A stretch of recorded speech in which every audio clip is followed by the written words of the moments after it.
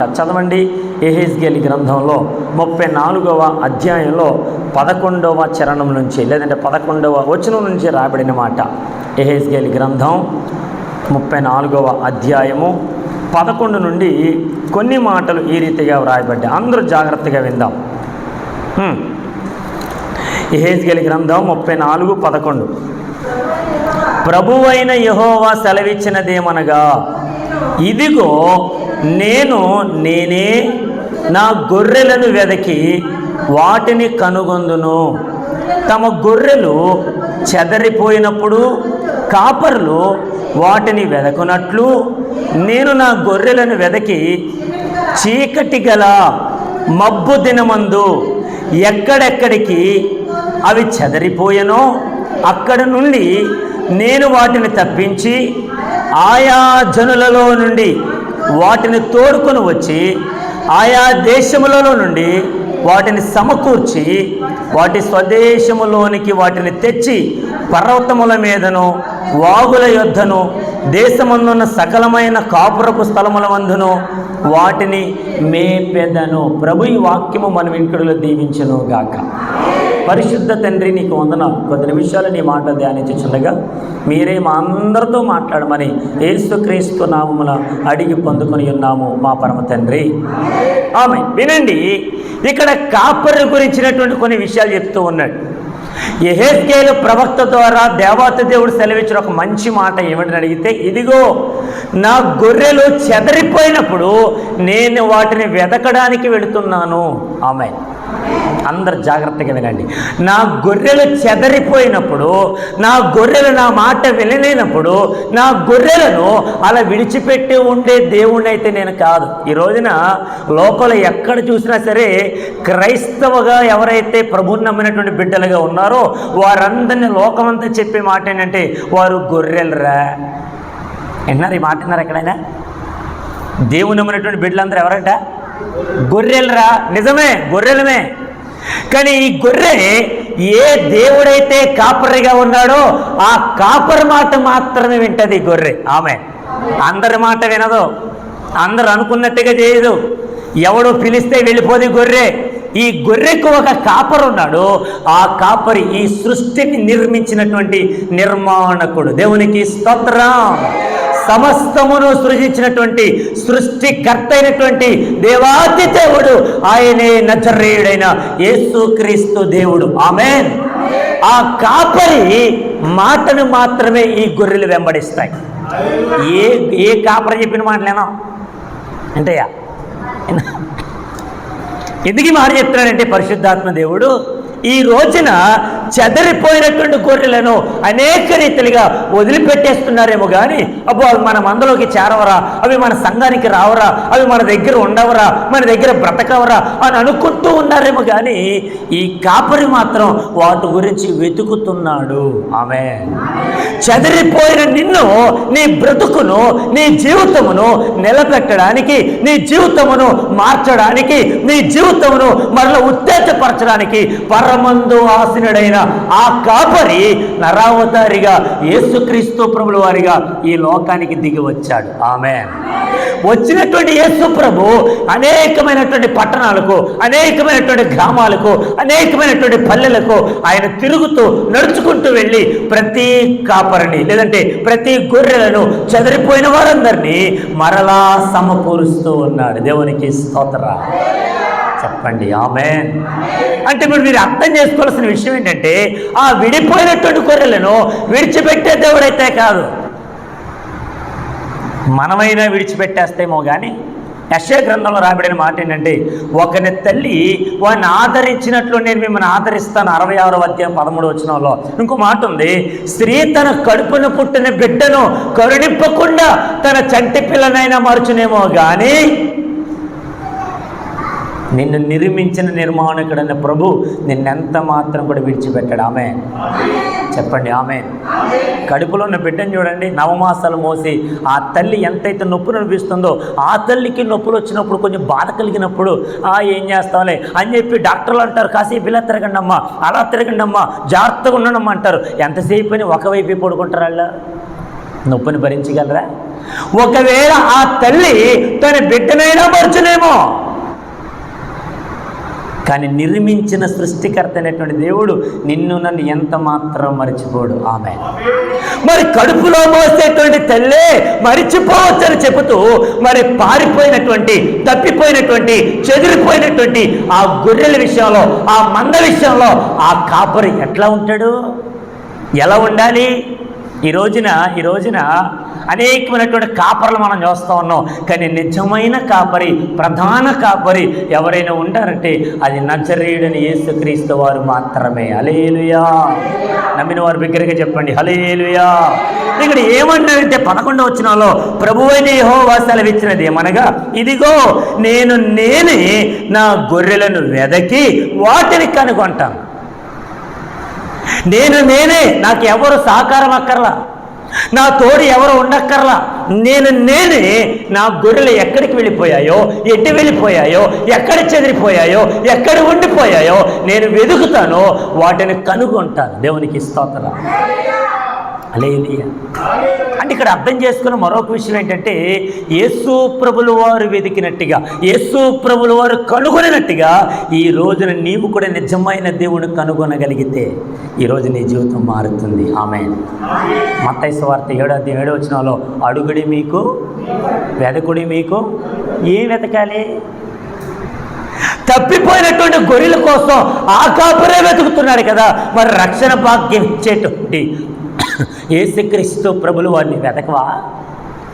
ఎవరు నీకు రక్షణ ఇస్తున్నారో, ఎవరు నేను కాపాడగలుగుతున్నారో, ఎవరు నీకు తోడుండగలుగుతున్నారో, ఎవరు నేను తప్పించగలుగుతున్నారో ఆ దేవుణ్ణి నువ్వు వెతకవా?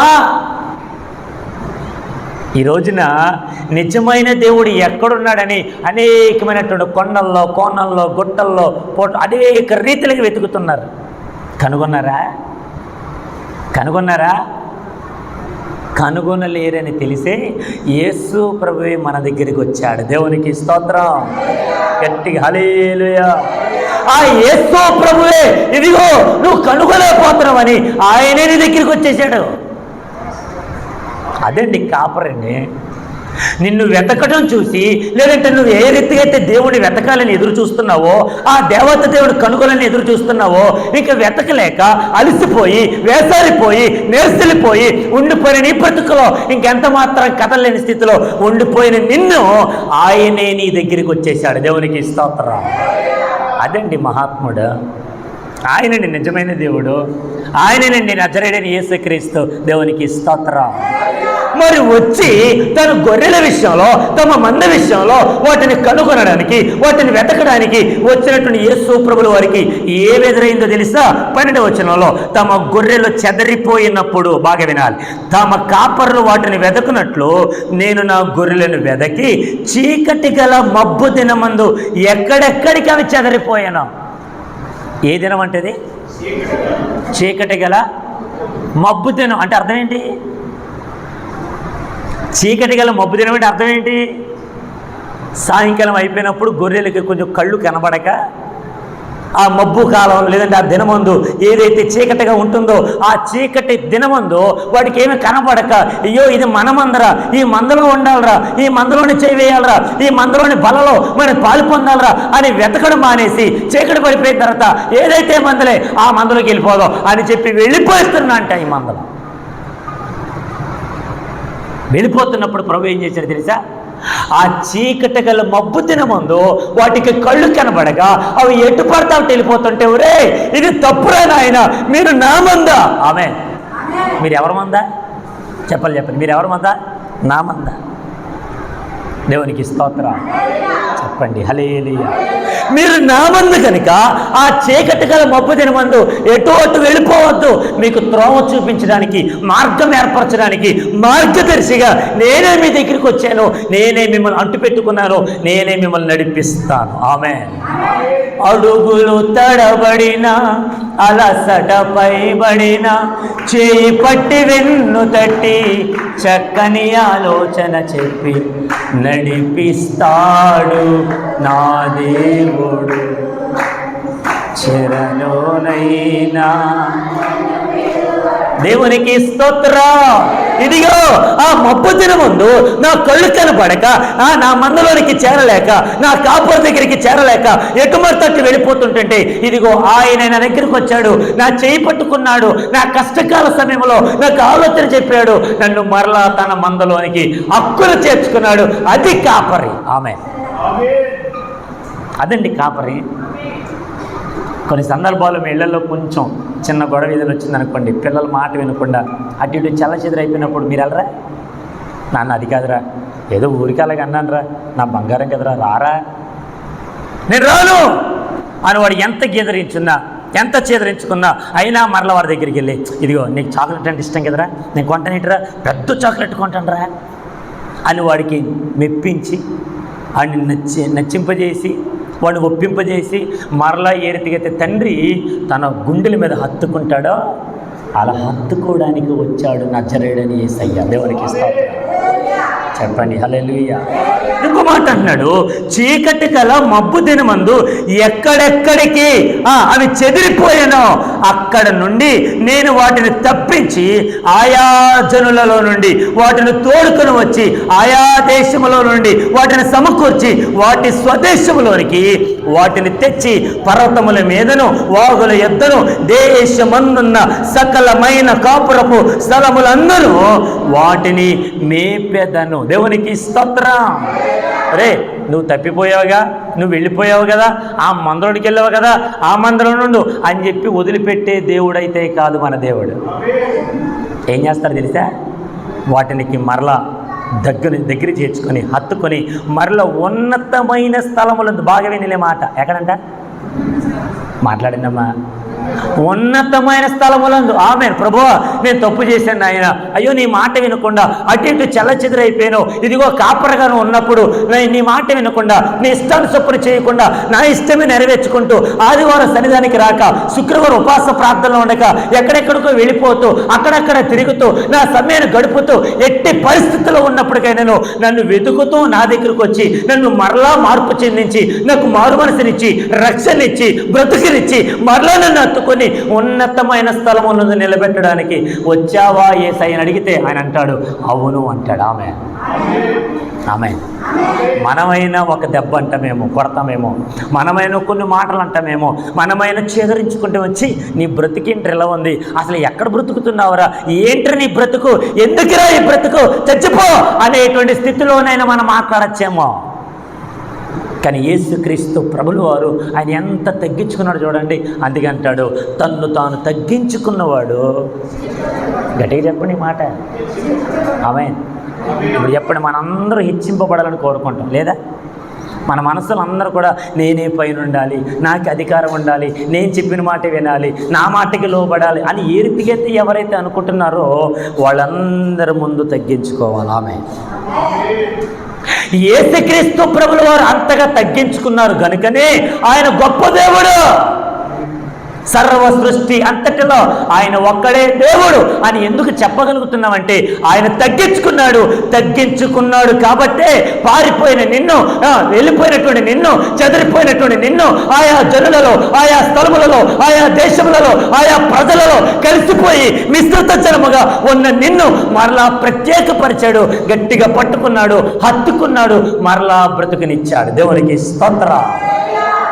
బేబమ్మగా హల్లెలూయా ఇచ్చాడా? ఒక గొప్ప రక్షణ ఇచ్చాడండి. నలుగురితో నతానియేలు అనిపించుకోవడం, ఒకవేళ కొందరితో కొర్నేలు అనిపించుకోవడం. కొర్నేలు కూడా ఏం చేస్తారంటే ప్రార్థనా జీవితం కలిగినటువంటి వాడు. అతని ప్రార్థన దేవుని సముఖమునకు వెళ్ళిపోయింది. కొర్నేలు ప్రార్థన అపోస్తలుల కార్యాల గ్రంథం 10వ అధ్యాయం. మరి నతానియేలు ఏ చెట్టు కింద అయితే కూర్చున్నాడు, యేసు ప్రభు నజరేతుల నుండి ఏదైనా మంచిదేదైనా కలదా అని నతానియేలు అడిగితే అదే మార్గం గుండా నా యేసు ప్రభు నడుచుకుంటూ వచ్చేసరికి ఆ అంజూరపు చెట్టు కింద తన తల్లి ఒడిలో ఆయన పాలు త్రాగేటువంటి దినమును మరలా నా ప్రభు జ్ఞాపకం చేసి, నతానియేలు నీ తల్లి నిన్ను ఒడిలో ఉంచుకున్నది మొదలు నువ్వెవరో నాకు తెలుసయ్యా అన్నాడు యేసయ్య. దేవునికి స్తోత్రం.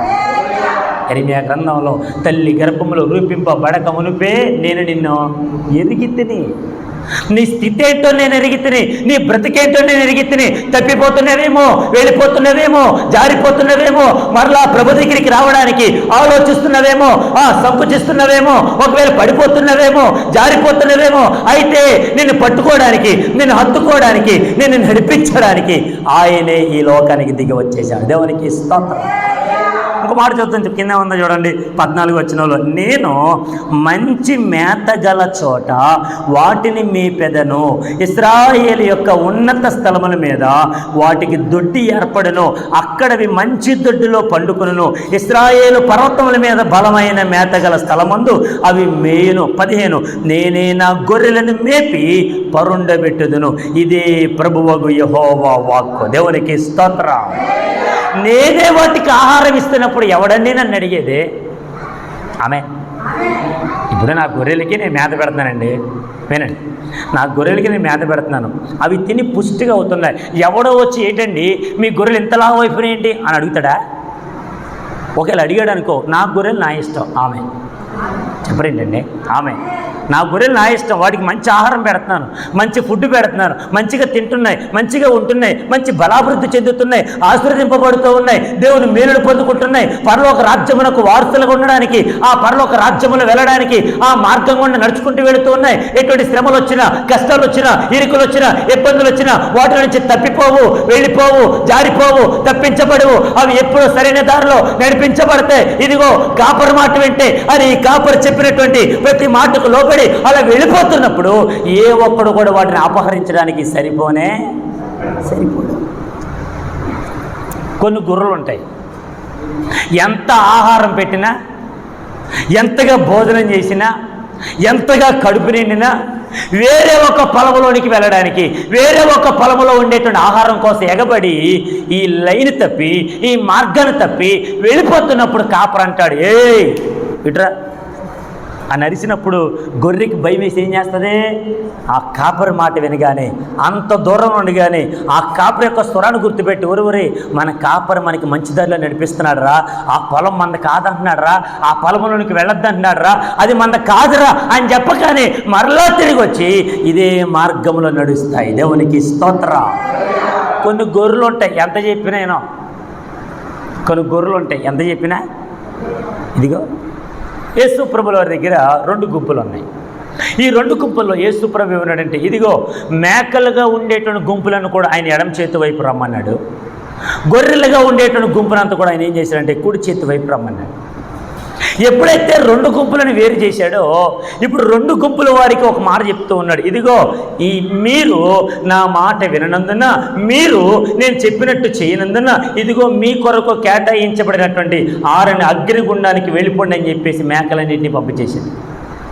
ఇప్పుడు ఈ గొర్రెలతో అంటున్నాడు, మీరు నేను పిలవగా నా దగ్గరికి వచ్చేద్దరు, నేను ఆ ఆకలితో అలమటిస్తూ ఉంటుండగా నాకు ఆహారం పెట్టిద్దరి, ఇదిగో నాని వస్త్రహీనంగా ఉంటున్నప్పుడు మీరు నాకు ఎంతగానో వస్త్రాలు ఇచ్చిద్దరి, ఇదిగో ప్రతి విషయంలో మీరు నేను అడిగిందల్లా చేశారు అని అడిగినప్పుడు చెప్పినప్పుడు ఇది ఈ గొర్రెలన్నీ అంటున్నాయంట, ప్రభువా నీకు ఎప్పుడు ఆకలేసింది నాయన, నీ ఆకలి చూసి మేము ఎప్పుడు భోజనం పెట్టాం, నువ్వు ఎప్పుడు వస్త్రహీనుడిగా ఉండడం మేము చూసాం, అసలు నీకు ఎప్పుడు మేము వస్త్రాలు ఇచ్చాం, నువ్వెప్పుడు ఇటువంటి క్లిష్టమైన పరిస్థితిలో ఉన్నప్పుడు నేను మిమ్మల్ని ఎలా ఆదరించాం అని వాళ్ళందరినీ యేసు ప్రభుల వారితో వారందరూ అడుగుతుంటుండగా యేసు ప్రభు మాటని, ఇదిగో ఎవరైతే ఈ పేదవారికి ఒకరికి చేస్తారో నాకు చేసినట్టే. ఆమె ఆమె అమ్మ అందరు చెప్పండి, ఆమె పేదవారికి చేస్తే ఎవరికి చేసినట్టు? సామెతలు కదా రాయబడిన మాట, పేదలకు సహాయము చేయవాడు యెహోవాకు అప్పిచ్చువాడు. మన సంఘాల్లో చాలా వరకు భోజన కార్యక్రమాలు మనం పెట్టుకుంటాం. ఒకవేళ ఏదైనా కొంచెం పండుగ జరిగినప్పుడు, ఏదైనా ఒక మంచి సెలబ్రేషన్ జరుగుతున్నప్పుడు అన్ని విధాలుగా అన్ని సౌకర్యాలతో మంచి భోజన ఏర్పాట్లు చేసుకుంటాం. కానీ మిగిలిన దాంట్లో ఎప్పుడైనా బయట వాళ్ళకి మనం పెట్టామనుకోండి, ఎవరికి అప్పిచ్చినట్టంట? ఆ మాట గట్టిగా చెప్పండి. అంటే ఇప్పుడు మనం పెట్టలేదంటే ఎవరికి అప్పియలేనట్టు? దేవుడికి. దేవునికి స్తోత్రం చెప్పండి, హల్లెలూయా. ఇప్పుడు ఇక్కడ ఏమన్నాడంటే, నా గొర్రెలు నేను వాటిని బలమైనటువంటి ఆహారంతో వారిని పోషిస్తాను, బలహీనమైన ఆహారం పెట్టను, బలహీనమైనటువంటి వారికి ఎటువంటి ఆరీతులని పోషింప చేయను, బలమైన ఆహారంతో వాటిని నేను ఎప్పుడు పోషిస్తూ ఉంటాను. దేవునికి స్తోత్రం. చూద్దాం, మాట చూద్దామా? ఇదిగో రండి, హెబ్రీ పత్రిక 13వ అధ్యాయంలో రాయబడిన ఒక మంచి మాట చూడండి. హెబ్రీ పత్రిక 13వ అధ్యాయము 20వ వచన భాగం, పేజీ నెంబర్ 209, 13:20.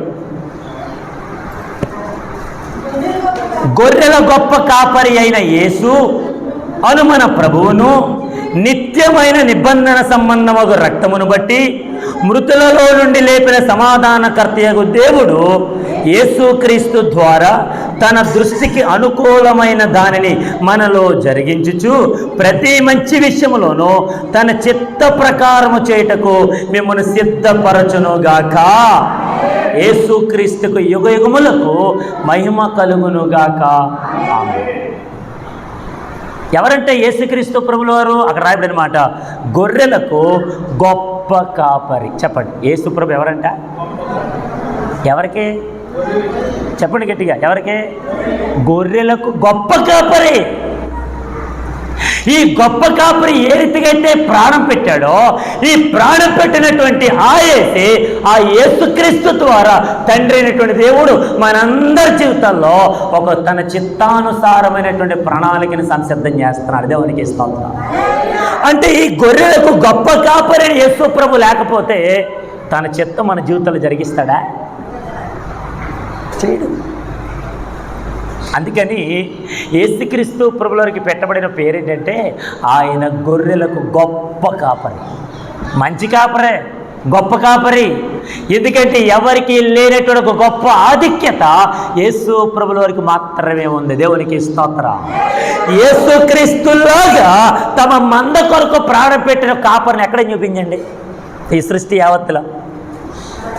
ఎక్కడైనా ఈ భూమి మీద యేసుక్రీస్తు వారు తప్ప ఇంకే కాపరి కూడా తన గొర్రెల కొరకు ప్రాణము.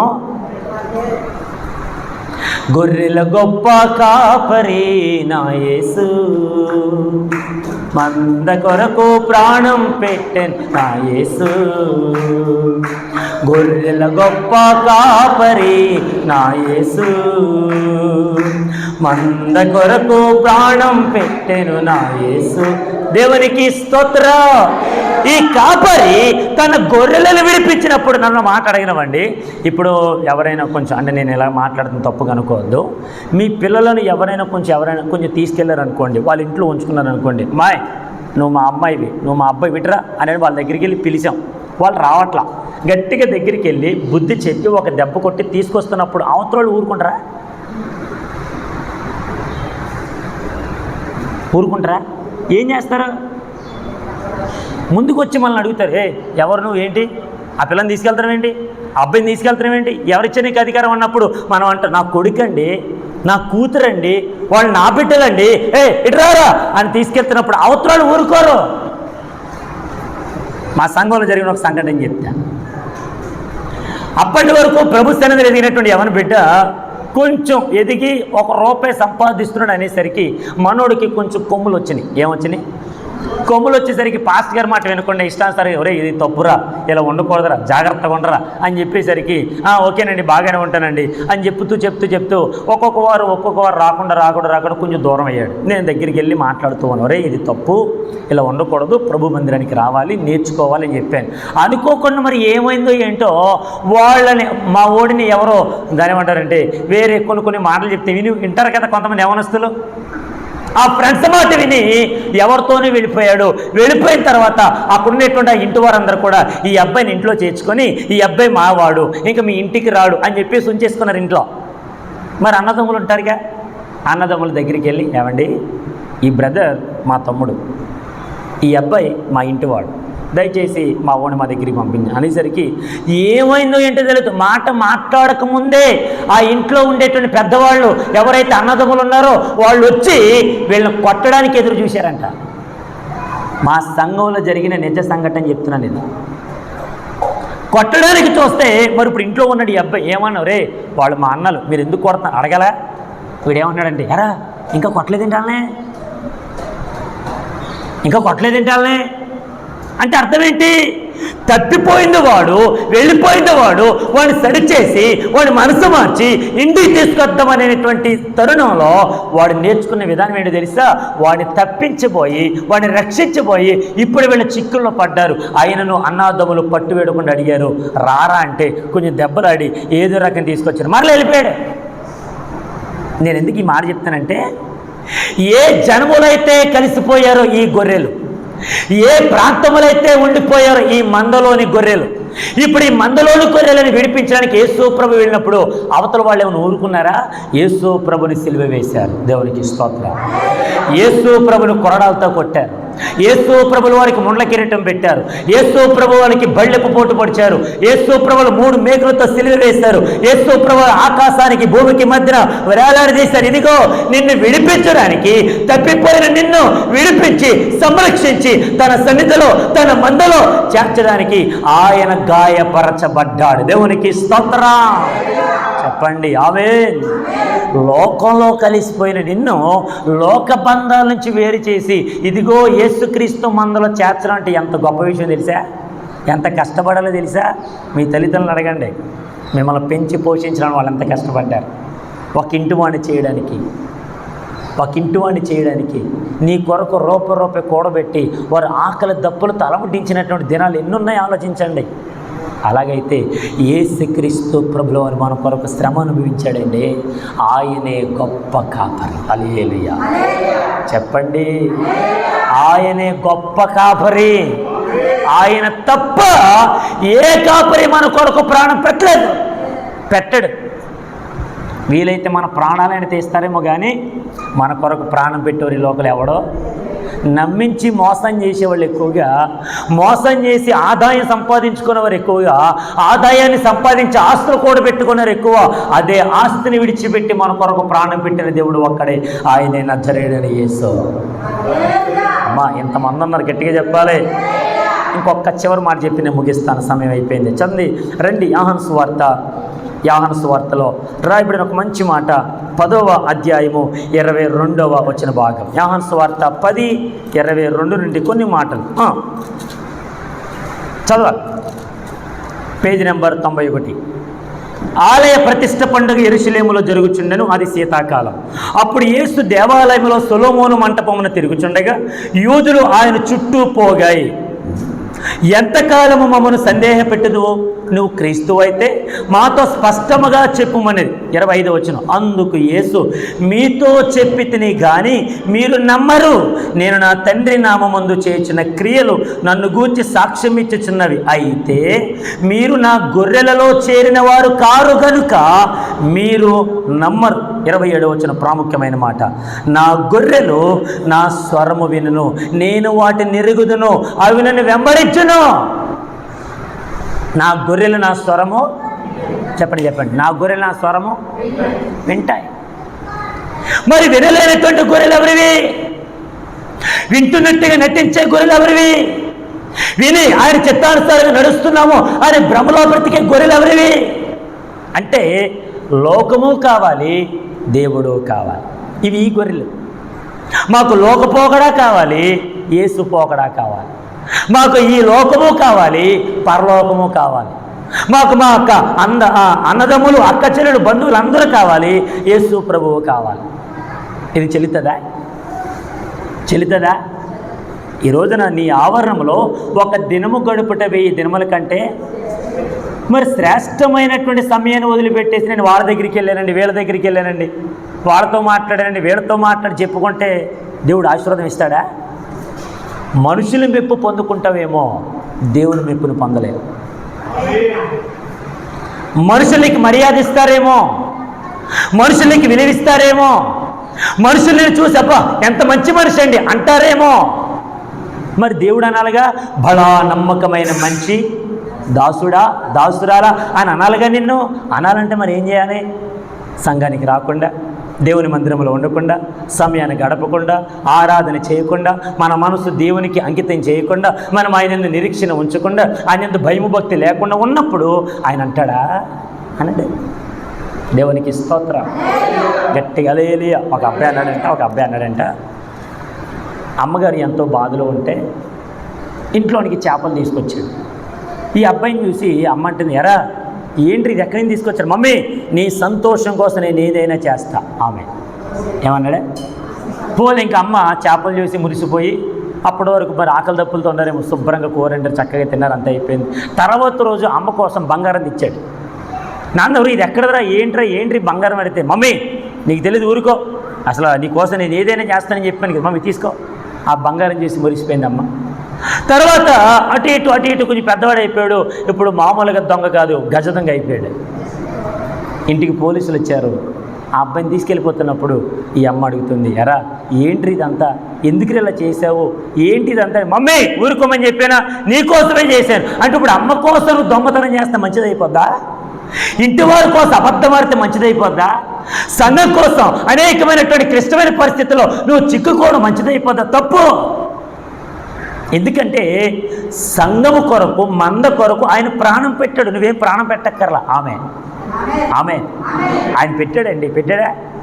ఆయన కొరకు బ్రతికితే చాలు. మత్తయి సువార్త 5:11 నా నిమిత్తము జనులు మిమ్మల్ని నిందించి హింసించి మీ మీద అబద్ధముగా చెడ్డ మాటలల్లా పలికినప్పుడు మీరు ధన్యులు, మీ ఫలము పరలోకమందు అధికమగును. ఆమె నా నిమిత్తము, బాగా నా నిమిత్తము అంటే యేసుక్రీస్తు వారి నిమిత్తము నువ్వు నిందలు అనుభవించావా? సువార్త చెప్తున్నావు, నిందలు అనిపిస్తున్నావా? అయితే మంచిదే. కొడుతున్నారా? అయితే మంచిదే. తిడుతున్నారా? అయితే మంచిదే. నా కోసమేగా. ఆమె ఇప్పుడు యేసుక్రీస్తు వారి పేరు చెప్పి దోచుకునేవారు ఎంతమంది లేరు?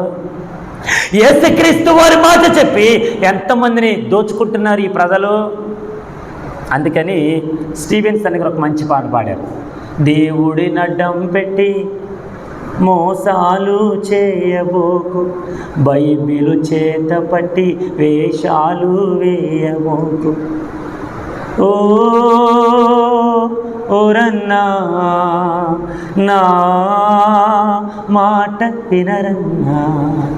దేవుడి నట్టం పెట్టి వేషలేద్దాం, బైబిల్ చేతబట్టి ఏం పర్లేదు ఏం చేసిన తప్పు. గొర్రెల కోసం ఆయన ప్రాణం పెట్టాడు.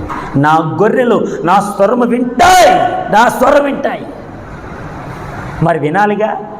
చివరికి ఒక్క మాట 28-29 నేను వాటికి నిత్య జీవము నిచ్చుచున్నాను గనుక అవి ఎన్నటికి నశింపవు.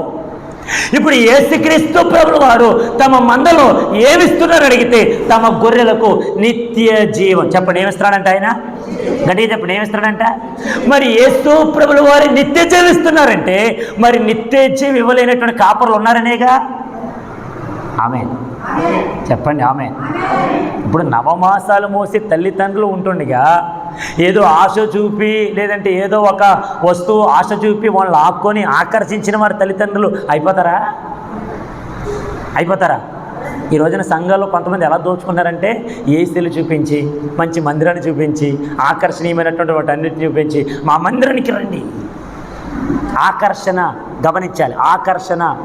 ఆకర్షణకు లోనవద్దు, యేసు ప్రభుకి అంకితం అవ్వండి. ఆమె మరొక మాట చెప్తారు, మీరు నాకు ఆకర్షితులు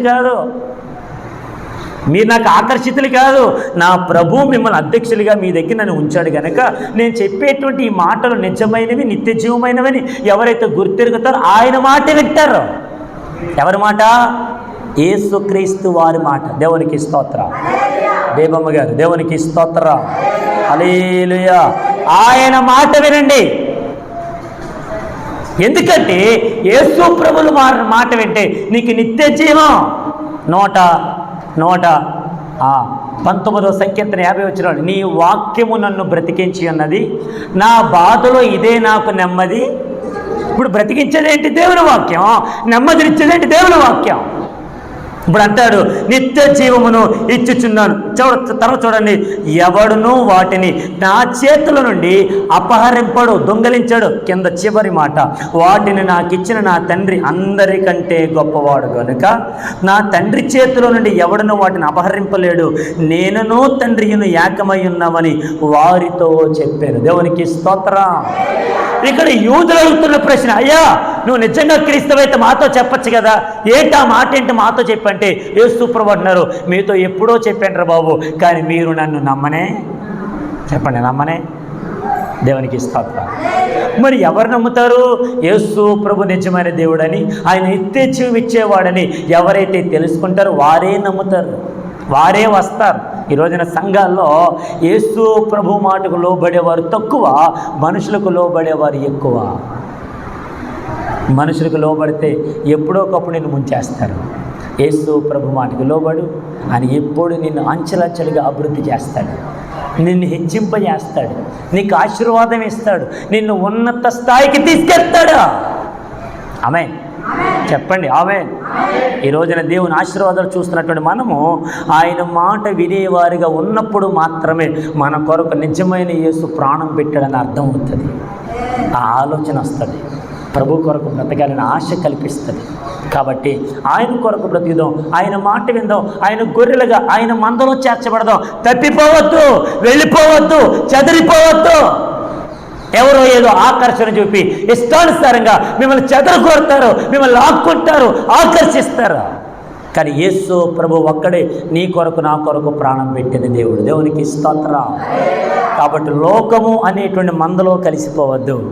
నజరేయుడని యేసుక్రీస్తు నామముందు విశ్వాసం ఉంచు, రక్షణ పొందుకో, బాప్తిసం పొందుకో, క్రీస్తులో ఎదుగు, పరలోక రాజ్యాన్ని స్వతంత్రించుకో. అట్టి కృప, అట్టి ఆశీర్వాదం ప్రభు మనందరికీ అనుగ్రహించును గాక. దేవుడి మాటలు మన వినికిడిలో దీవించును గాక. అందరూ మోకాళ్ళేద్దాం, ప్రార్థన చేసుకుందాం. మోకాళ్ళు అనగానే వెంటనే యవనస్తులందరికీ ప్రభు బలం ఇచ్చును గాక. స్తోత్రం. అందరూ మోకాళ్ళేద్దాం, ప్రార్థన చేసుకుందాం.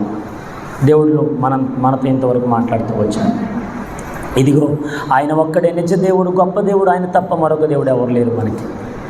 నా యేసు తప్ప మరొక కాపరి మనకి ఎవరు లేరు. ఇదిగో నీ సంఘములో ఒక సేవకుడిగా ప్రభు నన్ను కాపరిగా పెట్టాడు. ఇదిగో ఇక్కడ నిలబడి చెప్తున్న ఈ కాపరి మాటలు వినకుండా ఎవరెవరు నిన్ను ఆకర్షిస్తున్నారని అటువైపు ఇటువైపు వెళ్ళిపోతే ఎప్పుడొకప్పుడు నిన్ను మోసం చేస్తారు తప్ప నీ కొరకు ఎవరు ప్రాణం పెట్టలేదు, నా యేసు తప్ప. కాబట్టి యేసునందు విశ్వాసం ఉంచు, యేసునందు భక్తి కలిగి జీవించు, పరలోక రాజ్యం వైపు అడుగులు వేయి. కొంచెం కష్టమైనా పర్లేదు, నిన్ను నిత్య రాజ్యానికి చేరుస్తాడు నా యేసయ్య. ప్రార్థన చేసుకున్నాం. పరిశుద్ధమైన మా తండ్రి, నీకు వందనాలు. ఇంతవరకు నాయన నీ మాటల ద్వారా మా అందరితో మాట్లాడారు. వచ్చిన వారందరినీ దీవించండి, రాలేనటువంటి వారికి మరొకతను అనుగ్రహించండి ప్రభువా. నీ మందలో మేమందరము ఉండుట మాకెంతో భాగ్యం. తప్పిపోకుండానట్లుగా, పడిపోకుండానట్లుగా, జారిపోకుండానట్లుగా, చెదరిపోకుండానట్లుగా సహాయం చేయండి. ఆయా స్థలములలో, అయానికి స్తోత్ర పట్టణములలో, దేశములలో అనేకమైనటువంటి వాటిలో మేము చేరక, లోకములో కలిసిపోక నీ మందలో చేర్చమని ప్రార్థిస్తూ ఉన్నాం.